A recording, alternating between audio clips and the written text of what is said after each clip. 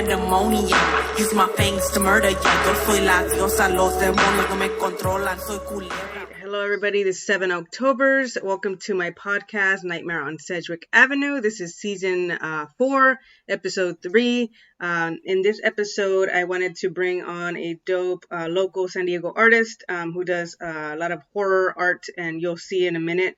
And actually, I'll show you a little quick piece of an item that I bought from him. He goes by the Fester. It's like the Nintendo Jason Voorhees. I'm a huge Jason Voorhees fan.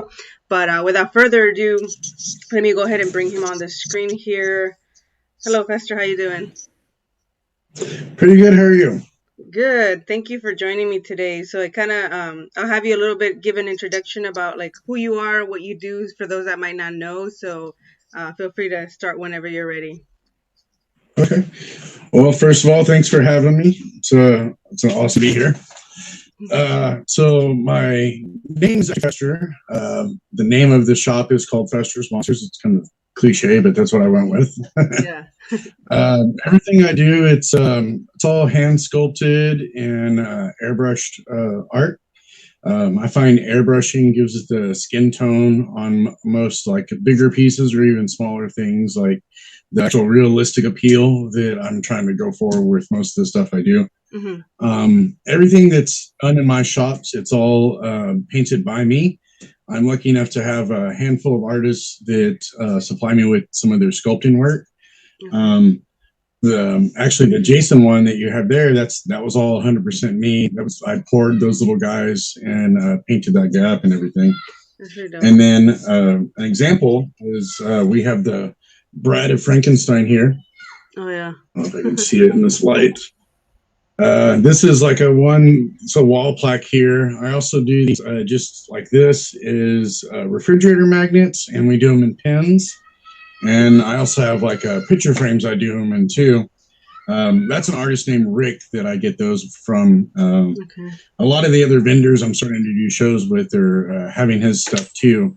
Okay. So coming soon, I'm going to have a couple of new artists on the table that I haven't had in the past for shows and stuff like that. One of the other ones I have is one of these wall mounts here. Mm-hmm. Wow.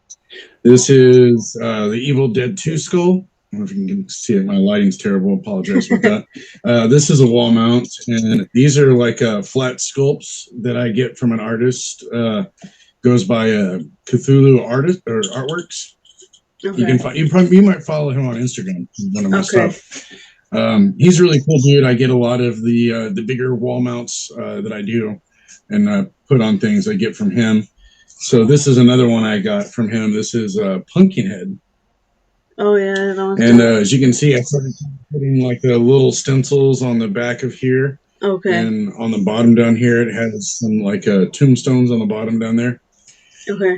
But yeah, I have a couple of these. Go about like 110 at the shows. Okay. I don't have anything on my Etsy right now. I gotta pay Uncle Sam, so Etsy kind of shut me down.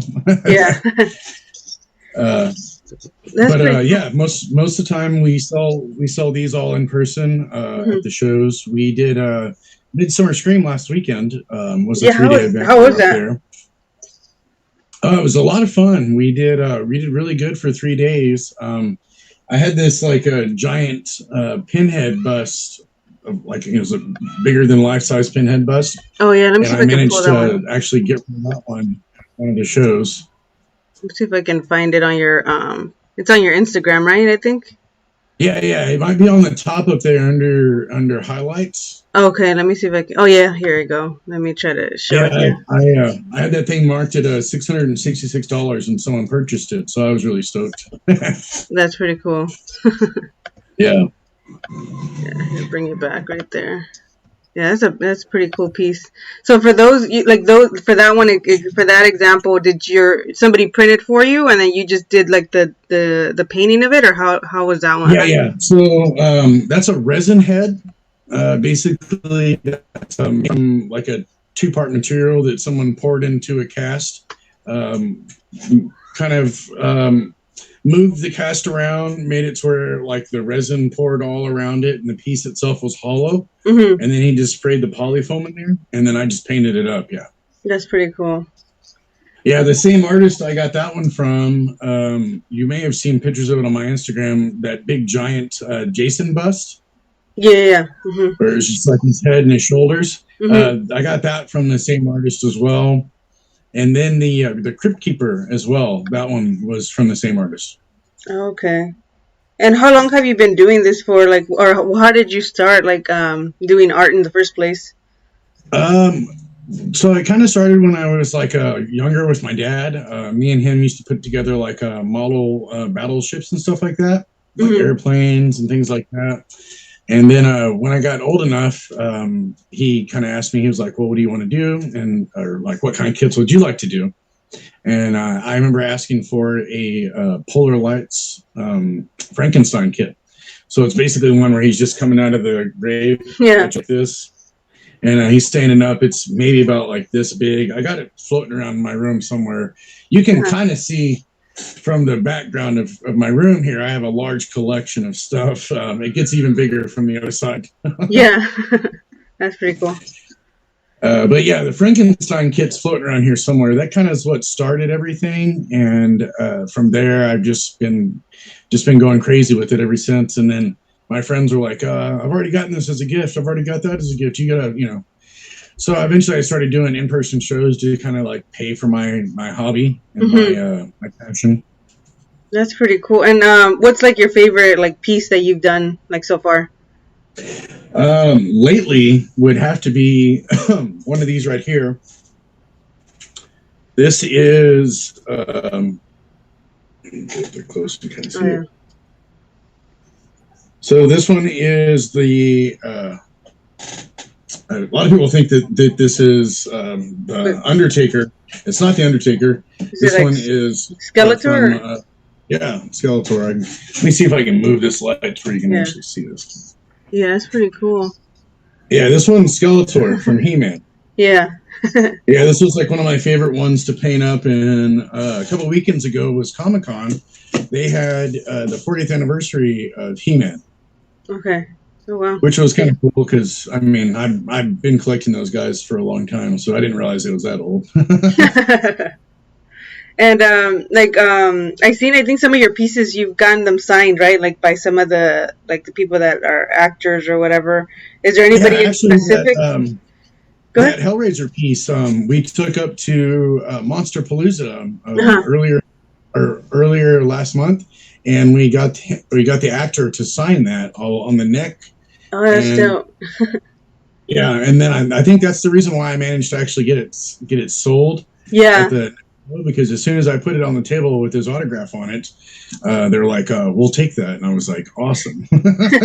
Yeah, I mean, I'm pretty sure the value goes up. What about, like, is there any that you wish you would have kept? Or is there any that you wish, I don't know, you want to have, like, signed and maybe give it to that actor? Or would you ever do something like that where you actually gift it to somebody? Yeah, actually I have. Here, I can pull one of these out of the display here and show you. I gifted Elvira a piece that I did of her. So I have this Elvira on the stake. Yeah. And this is one that I've gifted to her, and then this is one that on mine it has the leg signed on it. Oh, okay, that's cool. Yeah, this is one that someone had one of the fingers had come off of this when they mailed it back to me. So I'm just gonna fixing it for him and then mailing it back to him. Okay. But yeah, this is one of the pieces I do. Of her like burning at the stake, and then I have another one of where she's laying down sideways on the spiderweb base. Yeah, that's pretty cool. Yeah, these are pretty popular too. I at least sell one or two of them at every show I do. That's pretty cool. And how did you get into like horror? Because obviously you said you started like drawing and painting like stuff like that, like Frankenstein. Like, what got you into it, or do you remember like what was the first movie that you watched? Well, when I kind of grew up on horror movies as a kid. My uncle used to watch me a lot when I was younger, and we used to do all kinds of like midnight marathons with different movies. At that time, Elvira was still doing her like midnight marathons where she was the host of like Attack the Killer Tomatoes, for example, was like one of my favorite ones that she hosts. Because that movie's like such a B-rate horror movie. It's actually filmed here in San Diego too. Not a lot of Oh, people know that's that. right. That's right. Yeah.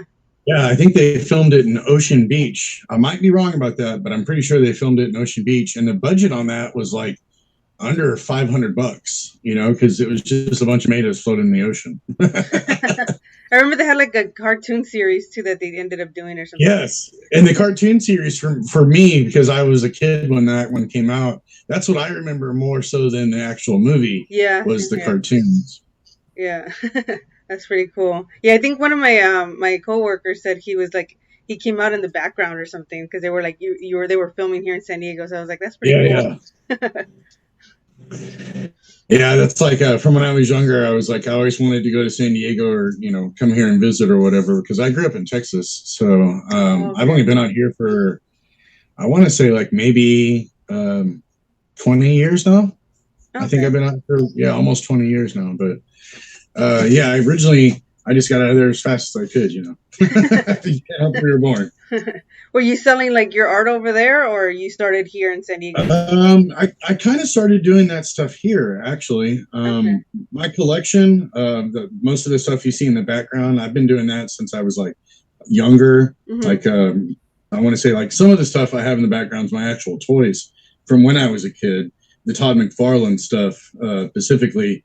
I kept as much of those as I possibly could keep my hands on, but in the process of moving here and there, you end up losing stuff like that. But now that NECA's around, it's like I've got a ton of NECA figures too. So yeah, that's pretty cool. What's like your favorite like item that you own? Like that's like maybe not something that you created, but something that you own.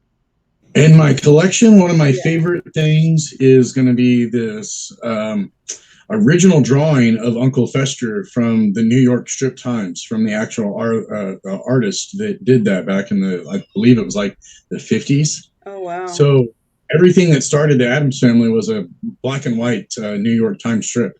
Mm-hmm. And the actual artist's name was Gomez Addams, and he based the entire comic book or his basically everything off of his family story. Oh, that's so cool. he I didn't know that. Married to a lady named Morticia. He had kids named Wednesday and Pugsley, and their house was very spooky, kind of spooky-ish like. So actually, he had a lot of hands-on work to do with the black and white TV series that we all grew up watching and know most of that. He wanted that to be as realistic as humanly possible. So he had a lot of hands-on with the stuff on the set and everything, with like the moose with the twisted horns and everything. Yeah. That's pretty cool. What do you think about the new show that's coming out? I think I want to say it's an animated series. I can't remember. Actually, that I haven't really seen any spoilers on. I've been kind of waiting for that to come out. I just found out that I guess it's coming to Netflix. Yeah. And I know that Tim Burton's doing. But those two movies they put out weren't terrible. I mean, they were good. Yeah.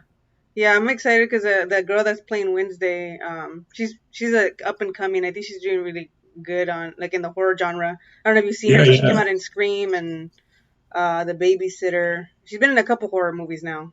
But I was like, so that's cool. It should be cool. And what about like as far as like, I kind of like asking this question just because since we're like horror fans. But if you could create like your own like new monster. Horror monster, what would you create, or what kind of powers would it have? Oh, that's a good one. So I don't know. I'm a big sci-fi fan. When it comes to a lot of those like movies like that, I think what we don't have is a mix of like an alien zombie. Like why couldn't we get like some kind of like a xenomorph zombie going? I think that would be pretty cool. Oh yeah, that's a good one. I'm definitely gonna. When I think about that, I want to try and come up with some kind of like zombie wall plaque we can do, like a xenomorph zombie wall plaque. That would be pretty cool.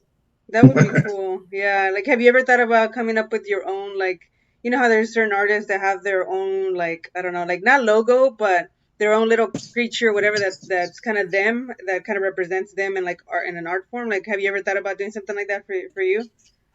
I do have. I'm hoping to get some rich like custom stuff done soon. I'm one of the artists I work with that does a lot of my sculpting. He's going to be doing some little heads for me pretty soon. I got to talk to him about doing some. I want to try and go for because my name is Fester. I think we're going to end up doing like maybe the Addams Family and like from the black and white TV series, and like the little monster heads like I do for the Universal Monster ones like these. So it'll be about like that big, but it would be like maybe the Addams Family ones. I'm hoping to maybe have some of those coming soon. That's pretty cool. And what's like what would you say, like obviously you said the Addams Family is like one of your like favorites, but like what's your favorite like top 5 like horror films? So as far as like 80s slashers goes, it's gonna definitely be Freddy Krueger for myself. It doesn't really get much better than Robert Englund, you know. As far as like the 80 or like these like newer ones that have been coming out, I really have to admit the guy that did Us, that was really good. I really didn't. I really loved the concept of that movie. And I guess the same person that did Get Out and also did Nope. Yep. And I just found out Nope is already out. So some of my friends have seen that one. I haven't seen it yet. No spoilers if you've seen it. Yeah, I've seen it, but I'm still on the fence of how I feel about it. Yeah. Well, I was that way when I saw Get Out. I at first I thought it was just a racist movie. You know, and then because I didn't understand where the psychological part of it was coming from. Yeah. And so like the first 15 minutes of it, I almost turned it off and was like, what is this person trying to make me watch? But then I kind of saw where he was coming from in it. And I was like, dude, this is really deep. And I admit Get Out was pretty good too. Yeah. Now the trailers that I've seen from Nope, I don't know how that one's going to turn out. I know the concept is supposed to be like aliens, but you know, I mean, a movie like that could go pretty wrong. We all remember that that one was Signs, I think it was. Remember? It actually like, made me want to go watch that. Yeah, I was going to say it kind of feels like it's already been done. Like they did Signs, and what is this Nope about? Like the same thing?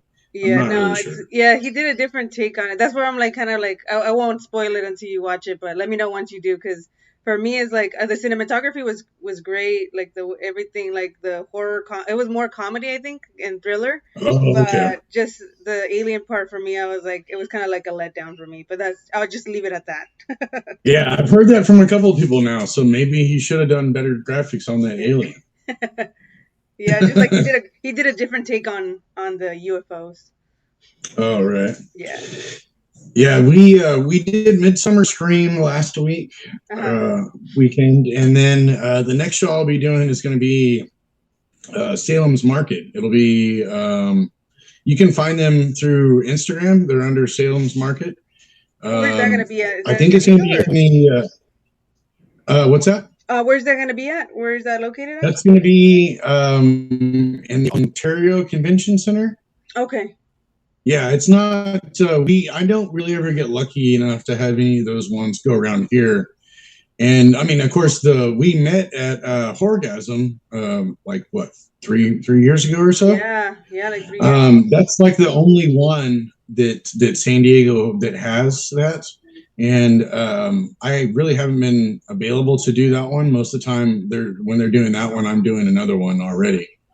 But this year, the only other ones we have on the market is going to be or on the books, I should say, is going to be Salem's Market for in-person shows, and then we're doing a Terror Market as well. Terror Market is going to be up in LA, so that one will be a little bit closer. Yeah. I'll have dates on all that posted on my Instagram here pretty soon, though.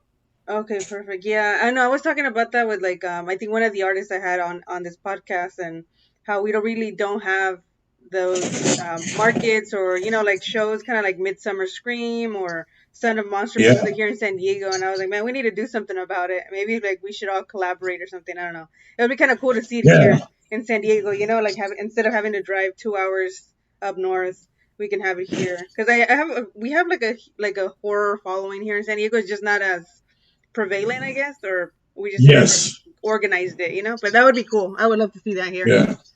So. Yeah, the only other one that I do here in San Diego is the Metal Swap Meet. We did that last year. Okay. It's not, I mean, it kind of is like a horror thing because, I mean, I'm a horror actor and I'm there with like a handful of other people that I know have like horror themed stuff. Yeah. But it's mostly like, it's mostly just like a metal swap meet. It's a metal flea market, you know, so it's mostly all geared towards like metal, a lot of leather work, stuff like that they do there. But yeah, it would be awesome if we had, you know, like a really good one here. I know the people that do Horgasm, they put on the best they can.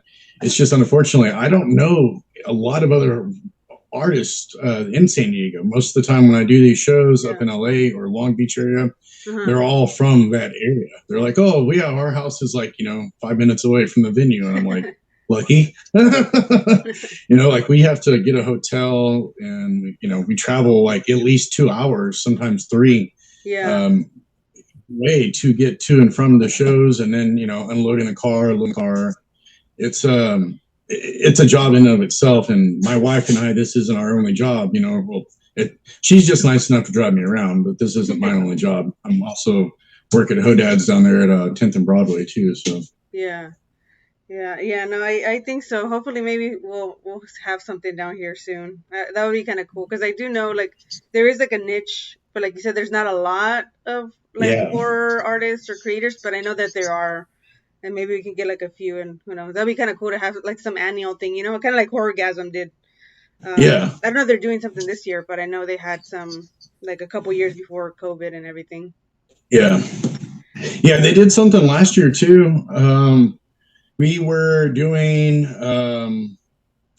what we were doing. The Midsummer Scream had one in July last year.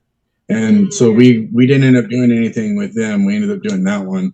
Okay. And then this year they haven't sent me any emails or I haven't gotten any notifications about anything going on for October. Yeah. So, but yeah, if they get back to me, I'm willing to always jump back in on there if I'm not doing a show. I mean, especially because it's local, and we can get on with local shows whenever we can. Yeah. It's nicer just to travel up and travel 5 minutes with everything as opposed to driving like an hour or so. Yeah, I agree. Yeah, who knows? Maybe we'll see. Like, I've been wanting to throw something for like October, like some sort of event. That would be kind of cool, and just have vendors there, Yeah. This year we're doing Port of Arthur again around October, so we'll be down there for like Days of the Dead again. We went down there last year for it, and it was really nice. We'll be going down there again this year for it. Yeah. That's cool. Are you guys gonna go to the Son of Monsterpalooza or no? That one's like I think in Pasadena. I think it's. Yes, I was just looking at it. They have some of the actors that were in what was that show called? I can't remember off the top of my head. It starts with the Tory Pound. I can't remember. I might end up going to it because some of the actors that'll be there. I want to get autographs from for sure. Okay.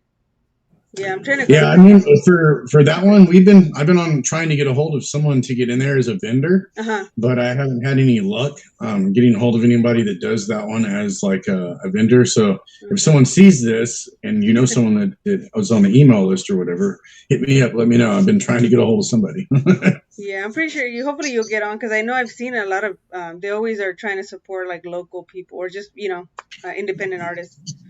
Yeah, and a lot of what they do, or like what I do, is kind of like that same style. Like what we used to go there for was so I could buy blanks and hook up with other artists that were doing sculpting and painting.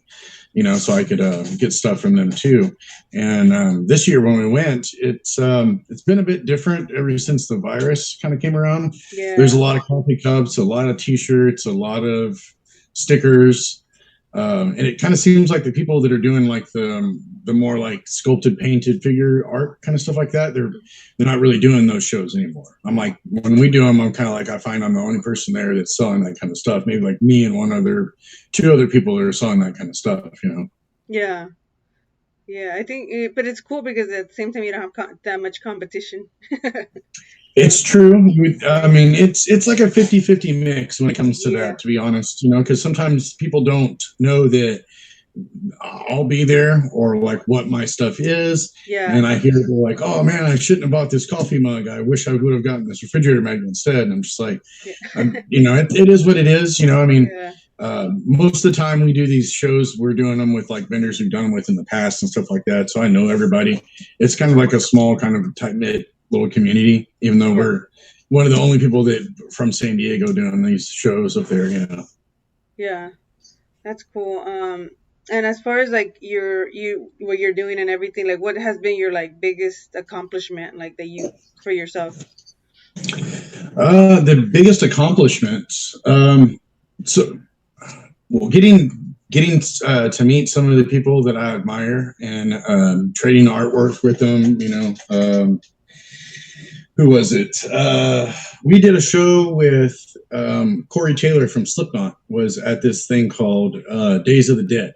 Okay. And it was Corey and Alice Cooper, and I got Corey to come over and check out my table, and getting to like basically gift him with some of my art for like a signed signature, you know, picture or whatever. He was like, "Are you sure? Just for my signature?" I was like, "It's totally cool, man." I was like, last time I met you, I didn't have a chance to like actually talk with you or anything, and I was like, this is really cool. You know, I get like a signed picture from you.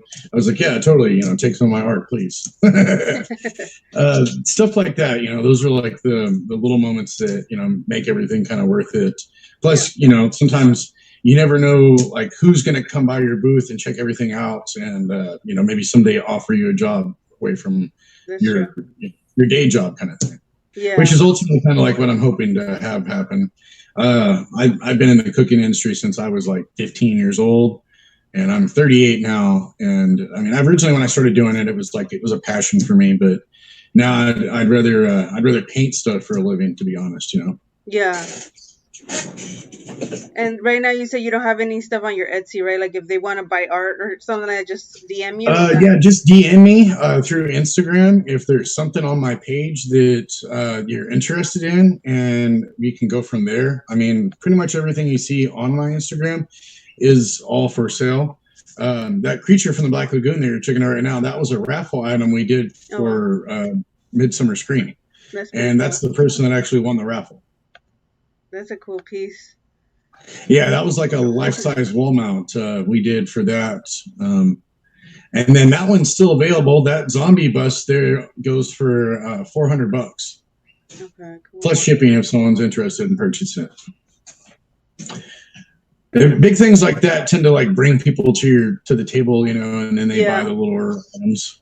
Maybe like the Necronomicon. That's pretty cool. Yeah. So I have one of those left, and that is hanging up at the Chi right there next to Hodad's off 10th and Broadway. It's going for $110 right now. Yeah, they're nice enough to let me put some of my art there. So I've just got some of my art hanging up in the wall in there. That's pretty cool. Yeah, that's Robert or the Freddie Cooper. Check out the last picture. I recently have gotten that signed by Robert England, so nice. That has his signature on the base of the neck right there too. Oh, does you still have that one? That's a not a piece for sale, which is I'm more put on the table to show people my artwork, you know. Okay, that's a cool one. How big was that one? That one's kind of like. That was life size. That's a life size sculpt by Robert England's head. Oh wow. If you can find other closer pictures of it, but yeah, that guy's still for sale. We have the Frankenstein statue. Are they like little bobbleheads or no? That one is like not a bobblehead. That one's like a big head, kind of little body or thing. Same thing with like Rick is the artist that sculpts those. The same dude I get those Universal Monsters from that I do on the wall plaque. It's Creature from the Black Lagoon. There you see on the popsicle stick. Yeah. That's the artist that sculpts those. And you still have some of those Frankensteins, or you already sold them out? That Frankenstein is still available. That one goes for I believe I had it marked at like $300 for that guy. Okay. Yeah, it's a full like some of the casts I do are hollow. That one is not a hollow piece. That is a full like casted statue piece. So it's a bigger piece, and it's mounted to a piece of wood. Okay. Yeah, it's pretty cool. Look at that piece. I think I have like some of the pins that you had that you would sell. I think I've it's usually like done, yeah. those smaller ones. I think I have Frankenstein, and I think I might have got the Wolfman, or it might have been Dracula. I can't remember. Okay.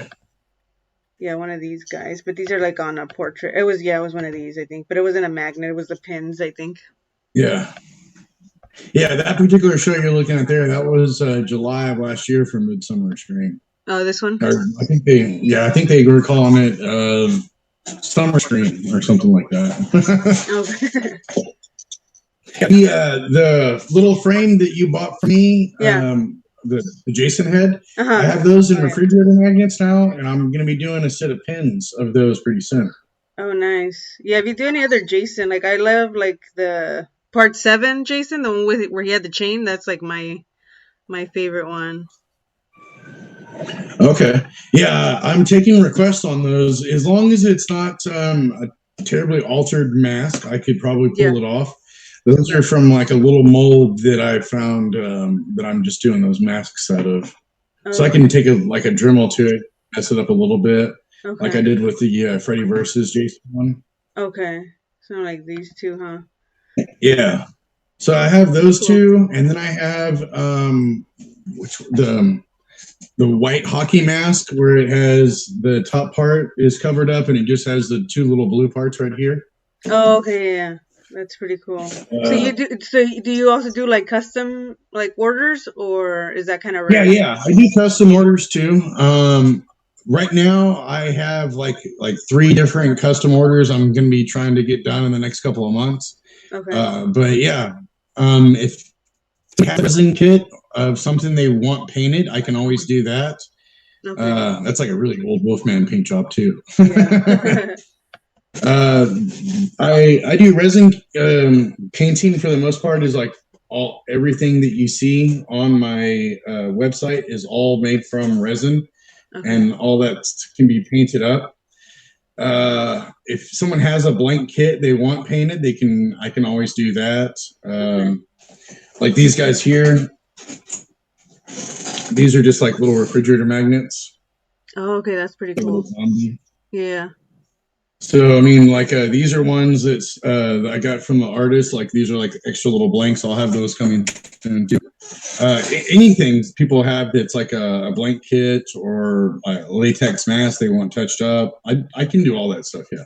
Okay, perfect. Cool. Yeah, I might hit you up then because I do want like something, either like another, because I have a Jason, like a little one that I got. I think I might have got it at the Midsummer Scream, either there or Son of Monsterpalooza, but it was pretty cool. But kind of want like another one because I'm like, those are pretty cool. Like the resin ones are pretty cool. Yeah, I have floating around. I have no idea where it is, but I have a resin kit that I purchased off of eBay of Jason. I think it's from like maybe part 6 or part 7. Mm-hmm. One of those older ones where he's like, floating around in the lake from Camp Crystal Lake. Oh, okay. That's pretty cool. How big he's got the hardcore decay where the mask is like kind of eaten into his head, That's like my favorite one. Yeah, I think it's part 7. Yeah.